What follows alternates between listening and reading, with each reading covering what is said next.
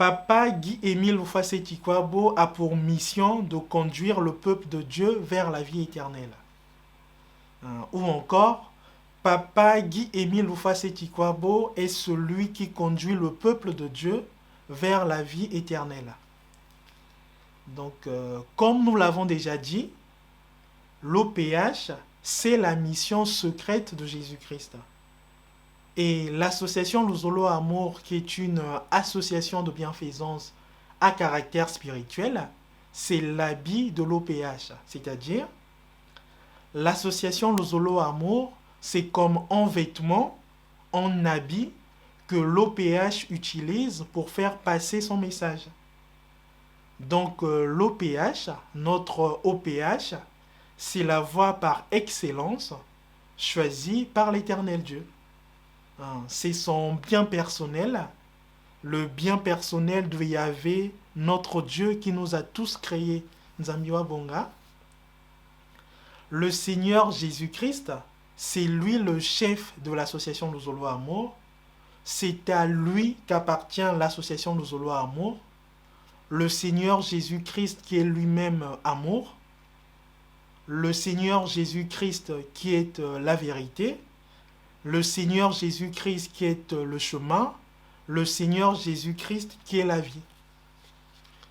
Quand nous disons ou quand on dit Jésus-Christ est la vie, cela veut dire que le Seigneur Jésus-Christ est celui qui a la vie éternelle. Ou encore, le Seigneur Jésus-Christ est celui qui est la vie éternelle. Jésus-Christ est la vie, c'est-à-dire Jésus-Christ est celui qui a la vie éternelle, ou Jésus-Christ est celui qui est la vie éternelle.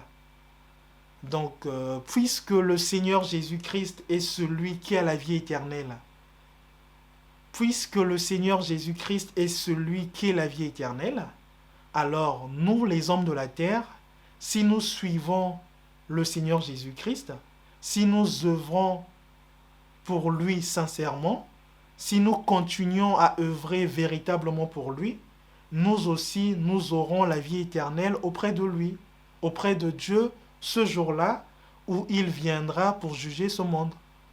Puisqu'il est la vie éternelle, en étant près de lui, nous aurons la vie éternelle le dernier jour quand il viendra pour juger les vivants et les morts. Nzambiwa Bonga.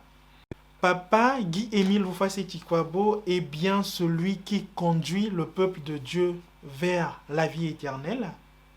C'est la mission que Dieu lui avait confiée, Jésus, sa mission secrète. C'est-à-dire, c'est à Papa Guy-Émile Oufasé-Tikwabo que le Seigneur Jésus-Christ demandera des comptes au dernier jour du Seigneur. C'est à Papa Guy-Émile Oufasé-Tikwabo que Jésus-Christ demandera des comptes le dernier jour du Seigneur. Il faut savoir que les âmes de tout le monde,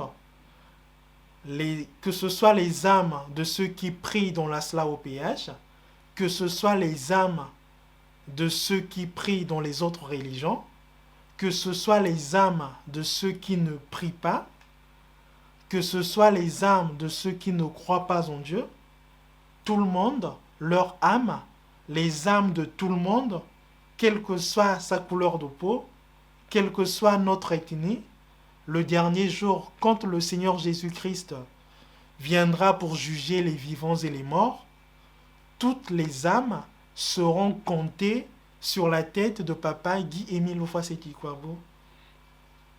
L'autre façon de dire cela, c'est Papa Guy-Émile Oufasé-Tikwabo qui va rendre compte pour chaque âme de l'homme de la terre. Puisque c'est à lui qu'on a confié cette lourde tâche, c'est à lui qu'on a confié cette mission de présenter les âmes de tout le monde, les âmes des gens du monde entier. Nzambiwa Bonga.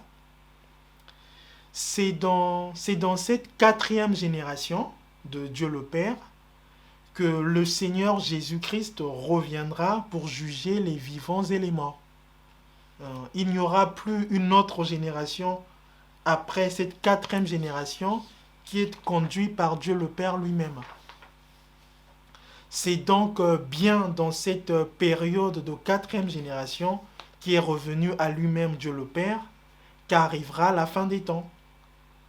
Ou encore, c'est bien dans cette quatrième génération de Dieu le Père que le Seigneur Jésus-Christ reviendra pour juger les vivants et les morts. Alors, il faut savoir que depuis la création du monde, jusqu'à aujourd'hui et même jusqu'à la fin des temps, il n'y a eu, ou il n'y aura eu, ou encore il ne se serait écoulé que 4 générations en tout et pour tout.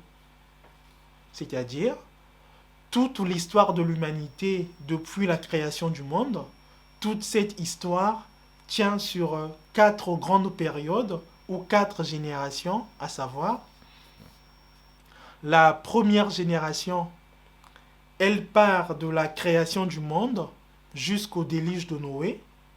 C'est la génération des patriarches, ou on l'appelle la génération des patriarches. La deuxième génération, elle part du déluge de Noé jusqu'à la naissance de notre Seigneur Jésus-Christ.